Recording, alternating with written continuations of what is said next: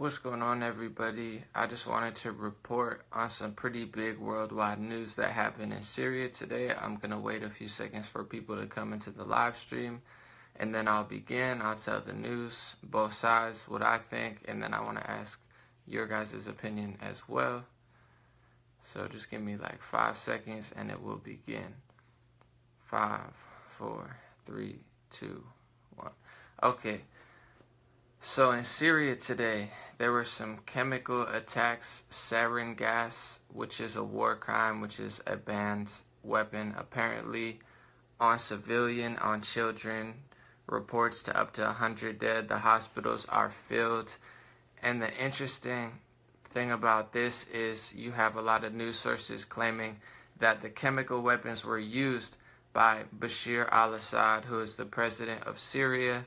And there's a lot of people and certain news sources who also think it was a false flag attack, that it was possibly ISIS or something else. And I want to mention this situation, and it reminds me of the terror attack in Russia yesterday.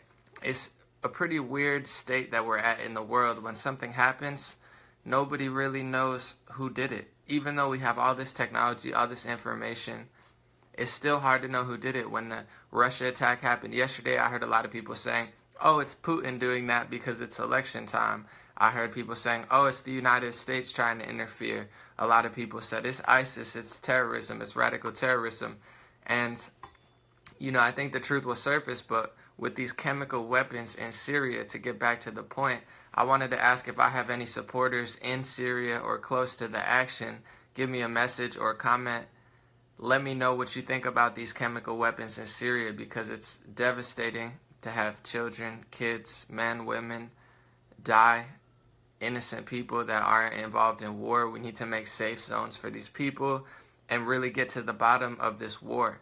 And why I'm very skeptical, why I'm not fully just believing the reports that it was Bashar al-Assad, because for 2 reasons. One, why would Bashar al-Assad do this? It's just been a couple weeks or a month that the Trump administration has said, we're going to stop attacking Bashar al-Assad. We're not going to attack him.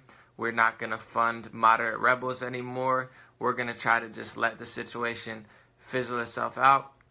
Why then would Bashar al-Assad use chemical weapons on his own people? That's the report that brought us into Syria. They said Bashar al-Assad is using chemical weapons on his own people, and I have a lot of respected news analysts that I like that say, yes, Bashar al-Assad is using chemical weapons on his people.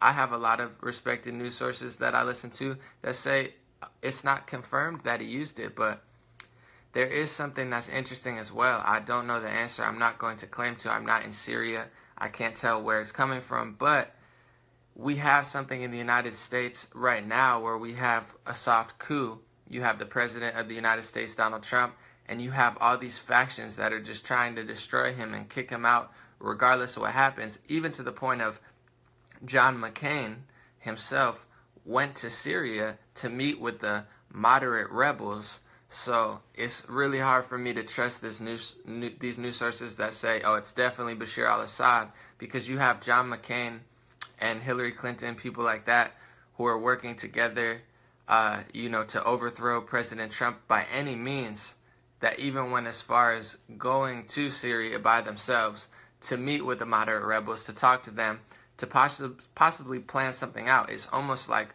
internally within the United States, we're at war with ourselves. We have corrupt old politicians that are trying to fight the Trump administration at all costs. And, they went to Syria to talk to the moderate rebels. So not only are they at war with the United States in our home turf, like an information war and a media war, but they're also going to Syria, where the Trump administration says, hey, we're not going to fight Bashar al-Assad. And John McCain says, oh yeah, well, I'm going to go there. And they're still, you could tell how corrupt and stubborn and no accountability these politicians are, because they're going over Syria, and it's like they're not even listening to the United States or the Trump administration. They're working with the moderate rebels probably still.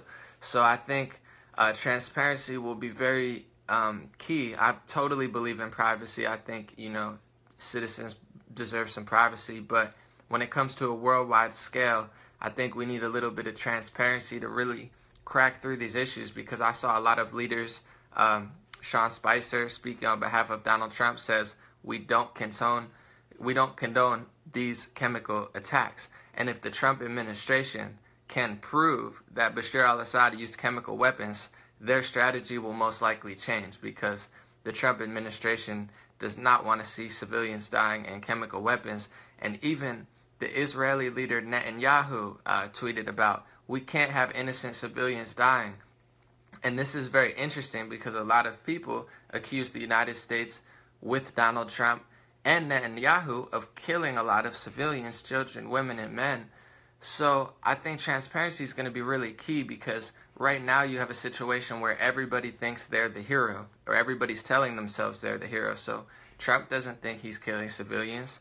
Netanyahu doesn't think he's killing civilians, but a lot of reports say that both of them are in certain strikes and certain attacks.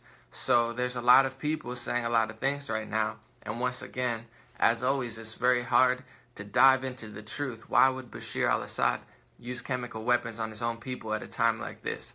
Personally, my gut is telling me that it's a false flag of sorts, that it was ISIS or some sort of terror group, or even possibly the Democrats, the Republicans, the neocons, the neoliberals, Hillary Clinton, John McCain, people like that, working with moderate rebels, aka Al-Qaeda and ISIS, because there's really no such thing as moderate rebels. A lot of people have proven it seems to be more like terrorists or mercenaries. It's like, here's the money, fight where we tell you to fight.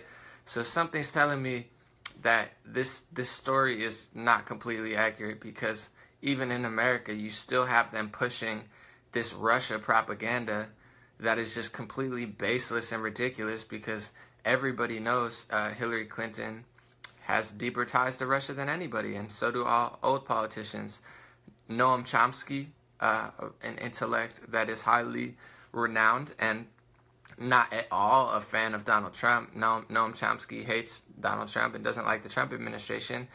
Noam Chomsky said yesterday or today that he said the United States is the laughingstock of the world, and it's not because right now of the Trump administration, it's because everybody in the world knows that Hillary Clinton and past politicians have interfered in elections. Noam Chomsky said Hillary Clinton even went so far to interfere on Russian elections and try to get her Russian friends elected. So, you know, the United States is the laughingstock of the world, not because of the new administration, it's because of the media lying to the entire world, telling them all these things that everybody knows. Everybody knows how many elections the United States has interfered in.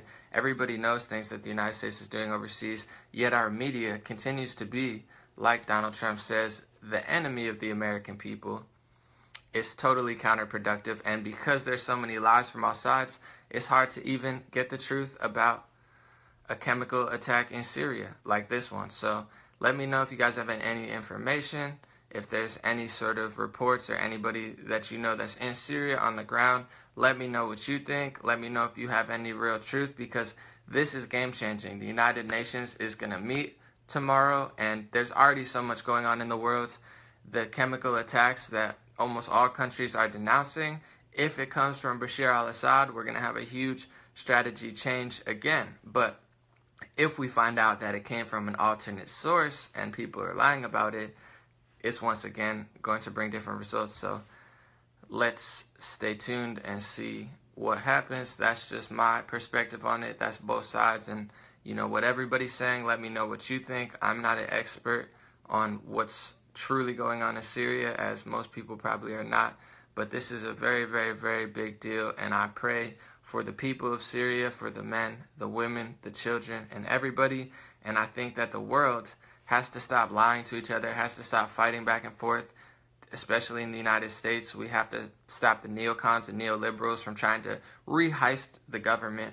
You know, they lost here, but once again, they can't accept it. They're trying to steal back the government. They're trying to meddle all over the world, and we need a real conversation, real dialogue, and all of the leaders being honest before we can really help the children of Syria, the people of Syria.